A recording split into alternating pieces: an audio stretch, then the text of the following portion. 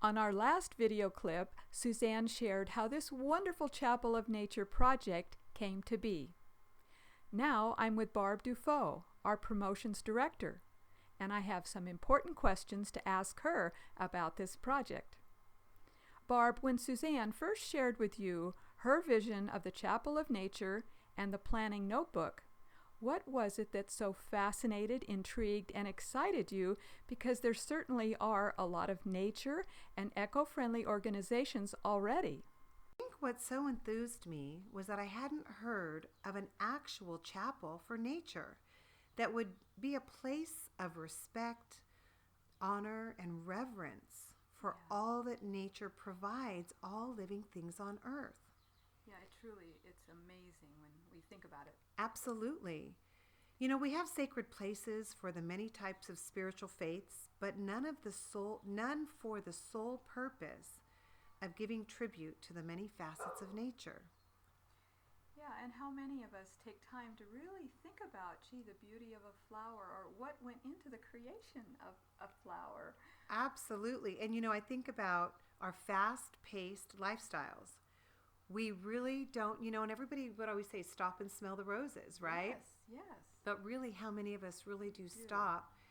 And, there's some spiritual quotes out there that I hear and I read, and they're just like, to find yourself, get lost in nature.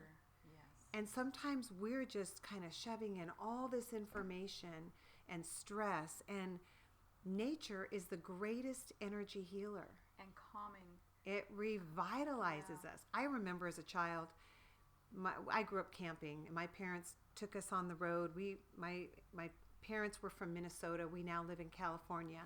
So every summer as a child, we drove back to Minnesota and we camped along the way. Oh, and we had one of those pop-up tent trailers. Yep. So we could hear nature at night because it was kind of off the ground, but tent, canvas. And we could hear nature, and we would go exploring, and we'd go into the rivers, and we'd go hiking through and swinging from trees and see. I remember one time looking at this big grass field and seeing a baby colt that was just born to a mother horse. I mean, it was just exciting. Yes, and what did you really want to say? Maybe you didn't say it, but what did you really think of saying? Like, oh my gosh, this is... Oh, it was just like magical. That's the word, magical. Mm-hmm. And it was just... we were of that generation where we were outside until it got dark. We were climbing trees, and we were, we were planting gardens. My mom and dad had a huge garden in the backyard. Too, corn like taller than us, again, coming from the Midwest. And so we had fresh food. Yeah. And you're looking to see how a radish pops up over the soil, and a carrot, and this magic, like you say. And I remember with my parents, they had 15 grandkids. And some of the grandkids would be over, and we'd be teaching them and showing them how to cultivate or pick the strawberries that were ready to be picked. And my one niece, I'll never forget this, my mom had said, now wait, we have to wash those before, because there's a little dirt on them before we eat them. And she says, oh, Grandma, I washed it with my tongue. And it was just so, they didn't care. What's a little dirt, back then. So it was just... I had that upbringing that, again, when I would take my kids on vacation to Hawaii, and I'd pull off the side of the road, and they were early teenagers. Yeah. And I'd pull off the side of the road, and they'd be like, Mom, what are we doing? And I'm like, we are getting out, and we are looking at this incredible view. Mm-hmm. And they'd be like, ooh, okay, can we go now? And I'd be like, oh no, you're going to stop and just take this all in. This God's creation of beauty, and just, you can feel it in your soul if you just allow yourself. And my kids being preteen, they were like, my mom's kind of goofy, but now as they've grown up, they like getting their kids in touch with nature. They remember that. So I did plant those seeds of compassion for nature. Mm-hmm. And I think that's all we want to do now. We want to bring people to a place where they can have that reverence. And when I heard Suzanne's project, I was just so thrilled. And then for her to include me as a part of it was just like magical. Me too. It's my whole life. It's my whole life story, cultivating to this and coming together because of my love and upbringing in nature. Yeah. And what I'm seeing today with technology, kids are losing it. They're losing touch. I taught school for many years. I want them to be out there looking at, like you said, you know, all the little aspects of flowers and gems and the clothes we wear and all the things that are on the flowers. Yeah, right. And how important the bees are. And, you know, without bees, we won't have food. And I mean, those are things that they're going to lose if we don't step in and bring a place to bring back the respect and reverence for nature. So, well, that's absolutely perfect and true. Okay. There are so many incredible creations of nature that in our busy lives we tend to take for granted. Like, what about when we stand at the water's edge at the beach for a beautiful sunrise or sunset, and the golden rays create a gorgeous pathway right to our feet? Or what about when we watch the sunbeams dance on raindrops on flower petals? Or when we look closely at a beautiful diamond sparkling in the sun? Or what about when we walk through a colorful produce department with all the shapes and sizes and colors of the fruits and vegetables that nature has helped us create? And think about the comfortable way our body feels when we wear natural fibers of cotton and silk and linen that nature created. I think about these things often, and I wonder how many times we take all these things that nature provides us for granted without even thinking to thank nature for the abundant gifts that she provides us every day of our lives. So, Barb, when you hear the word nature, what does that mean to you? When I hear the word nature, I think of the word gratitude. I think of the feeling of inner peace.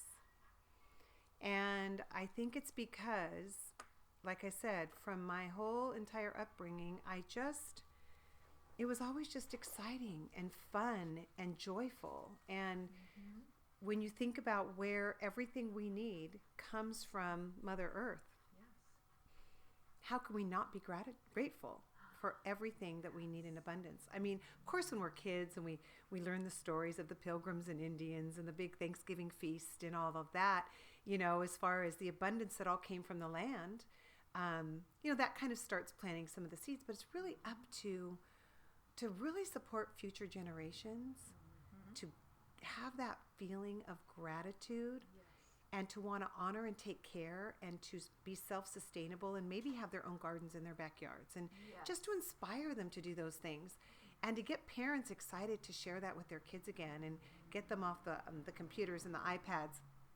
I mean, and it's just spirituality to me. It really is. I'm a very spiritual person. And, you know, the chapel is meant to be a place of reverence and awe of all that has been created. And I think about some of the, again, spiritual quotes that I just love. I'm going to share a few with you. So, a mother's heart, and I love how they use nature to really express these feelings. Because people can all connect to the feeling that nature gives them. So one of them is, being a mother myself, a mother's heart is a garden of love that is always in bloom. Oh, that's beautiful. Isn't that fun? That's wonderful. So again, just as for the parents out there, how you feel about your kids, whether they're, you know, trying your patience that day or not, your heart is always in bloom. Your love for them is always in bloom. People know that feeling because they know what nature does to them at the spiritual level. Or every flower gifts us with the reminder of how truly magnificent and beautiful the planet is. I mean, if we stop to look at everything, we can see the beauty around us, and that brings us back to a grateful heart, to a grateful spirit. Everyone who walks with nature will receive far more than you even seek. Isn't that awesome? I know. Beautiful. Love that. Love it. Or how about when it rains, look for rainbows. When it's dark, look for stars. All of that is nature. We can always find a reason to be grateful by looking around. When you come upon a magical place, listen. Listen to the still, the quiet, the small chirps, the rustling of the leaves in the wind. It's soothing. It soothes the soul. Again, that comes with that inner peace that I talked about when I think about nature. It brings us back to our essence. Yes. Or when you look at a field of dandelions, you can look at it as seeing 100 weeds, or 100 wishes. Oh, I love that. I don't know about you, but I'm a dreamer and a wisher, so I love those dandelions. That's wonderful. And reminding us that without change, there would be no butterflies. So, I mean, things in life that we have to go through day in and day out, change is hard. But when we think about nature and change, it brings us back into it's okay. Yes. I'm just evolving into this next beautiful phase of my story or of my life. That's wonderful. But we can relate it back to nature and inspire with nature what we have to go through in our daily lives. So it's really, really fun, some of these things. Again, being a mom, my child is my rainbow, my ray of light in the darkest storms. Isn't that fun? That's wonderful. And nature is cheaper than therapy. Love that. Which brings me to another point. A waterfall, a river, yes. Again, rain.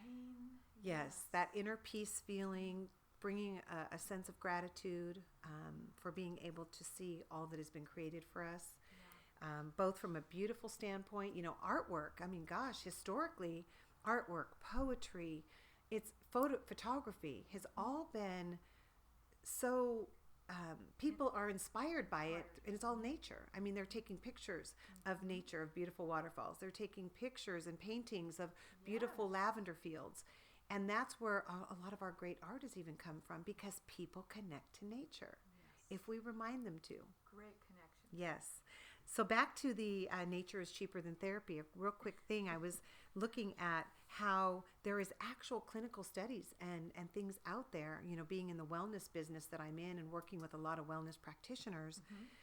There's actually goodtherapy.org that shows how nature is actually used as green therapy. Oh, that's fabulous. Absolutely. And studies have shown how depression and anxiety and mood swings and everything, how they're being supported through natural therapies of getting out in nature and getting back in touch with nature. Well, yeah. I mean, I can relate to that myself. You probably can too. Yes, absolutely. Yes.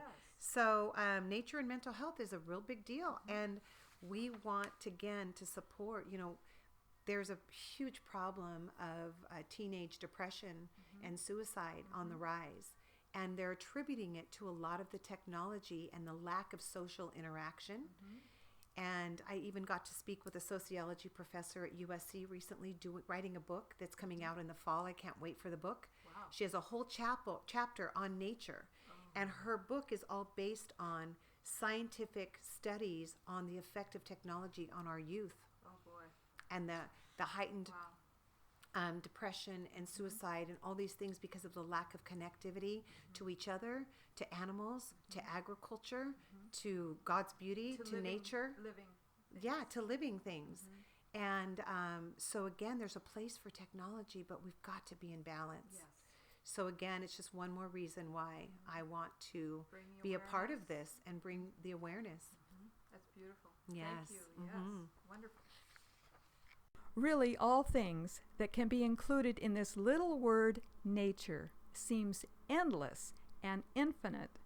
And so we come back to what a wonderful gift to the world this chapel of nature can be, where many earth-friendly, animal-friendly, and human-friendly educational topics can be explored, from how to grow most efficiently the healthiest, nutrient-rich foods to feed the most people, how to produce the purest water for all of life's creatures, and how to create healthier homes and yards that can become like our own little healthy resort. Now, Barb, in your heart of hearts, what is it that you most want this project to become and gift to visitors of the Chapel of Nature? The gift of the Chapel of Nature is so exciting for me, because when I sit and I really visualize, they say always visualize your dream to bring it forth. And when I sit and I visualize what it would look like to, first of all, be driving down the road and seeing this beautiful chapel made of Earth's elements, of wood and colored glass and copper, and seeing how majestic yet subtle it blends into the whole natural landscape. And I see myself driving up there, and I walk in, and the shoulders just drop. And you feel the subtleties as you look out through the windows at the beautiful ocean, and you hear the sounds of the waves, and you see the forest and the trees on the other side, and you see the beautiful surroundings of meditation gardens. Even on some days when I've been there, the deer on the lawn, even wild turkeys and rabbits, like just really just that peaceful gratefulness. That's what I visualize as I see the families coming and just having this calm, peaceful experience. Mm-hmm. They will not get anywhere else. Yeah. And then I think about how you walk into this incredible piece of architectural magic. Mm-hmm. And boy, are we lucky to have Vern Swaback on board. Yeah. You know, here he is, a master artist in the study of architecture. You know, you think about architecture, oh no, it's artwork, what he does. And he's inspired by Frank Lloyd Wright, whom he studied under. Yes. He ran his foundation for all those years. The fact that we were able to get him, this master artist, on our project, and he was dancing on the tables to be part of it, was just, again, all another reason why this is meant to be. Yeah, magic. So he designing this beautiful piece of artwork that we get to go in and see the rays of sunlight just beaming down as we sit there. And I imagine listening to the most amazing presentations or lectures, people of all ages, 200 people of all ages, just listening to someone speaking on, you know, ocean health, or the wisdom of organic farming, or cutting edge technologies that's going to give us the cleanest, best water, you know, for all generations to come. I mean, just whatever it is, the aspects of nature, listening to and gaining life wisdom and knowledge and inspiration you would not get anywhere else. Right. And these speakers would be bringing expert, exquisite, scientific, spiritual, and an extraordinary, unique experience to all who attend. Yes. I mean, that is what I visualize. This, when I really look at what this project is actually, you know, so many people, it's not about what is the project, it's what it does, what it brings. Life-changing inspiration, knowledge that we need to go on forever, for future generations. And where you will feel enriched and inspired to take this valuable information back into your everyday lives. Yes. And that's what we want. We want that kind of experience. That's what I picture for this whole project. And what that chapel, the actual physical chapel, it incorporates art and beauty and reverence and nature and honor and respect and education all in one. And it's a place that people are going to want to come and spend a few hours and walking the gardens and just enjoying and slowing down. Wonderful lecture series. Yes, there will be great lecture series with the top people in their field. Around, across the world. Across the world, it will be a place that people will clamor to come because they will know it has changed them forever. It's wonderful. Yes. So exciting. So much fun to talk about. It is. And I just can't wait to actually have it be there for all of us to come. So, yes, we will. We are creating that for y'all. Well, this year, 2018, begins our fundraising for Phase 1 of this Chapel of Nature project. Barb, as promotional director of the project, tell us more about what needs to be accomplished to successfully complete this year's Phase 1 of the fundraising. So first and foremost, this first Phase 1 of fundraising is really about getting enough of the funds in to continue our work with Vern Swaback and all the work he's doing to create the vision, the model, the professional rendition book that we need to really take this up to the bigger scale that we need it to go to.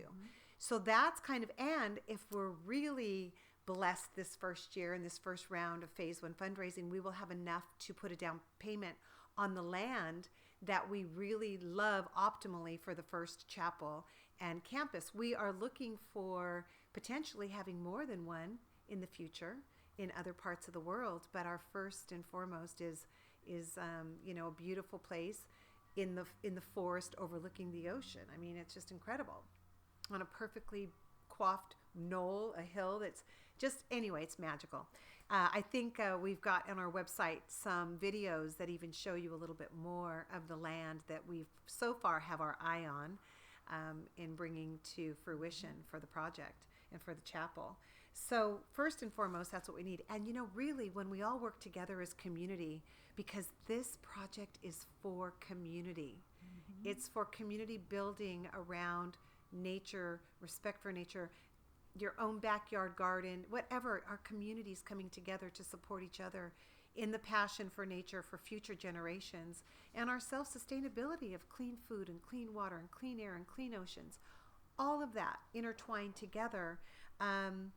It only takes a community, if you break it down, of about 500 people sharing it with 10 of their friends and giving $100 each, or even if you can give 10, 20, 50, whatever you can give to get us through our first phase.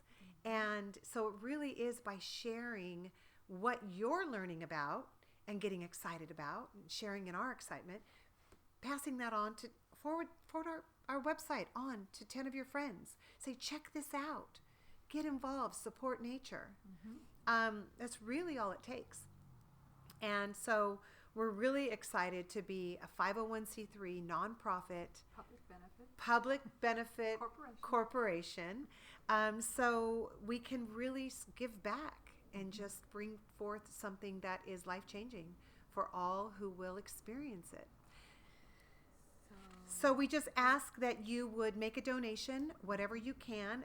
The exciting part is we want to honor our donors and thank our donors with a huge gratefulness of giving back, putting you all in a contest to win an all-expense trip paid to the chapel at its dedication and inaugural launch when it's fully up, and just come and enjoy it in all its splendor for you and a guest.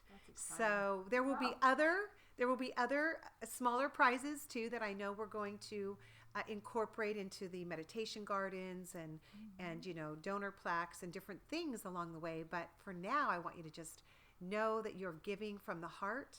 You're giving for a great cause, a great mission, a great future for all humanity and Mother Earth. So thank you so much for listening to my story with the chapel and this project. And it's been just a joy to share with Barb Kennedy just kind of where I'm at about all this. Oh, it's just wonderful. Yeah, it's very exciting. So we'll go forth with faith. Yay! All right, you guys, thanks, give, and be blessed.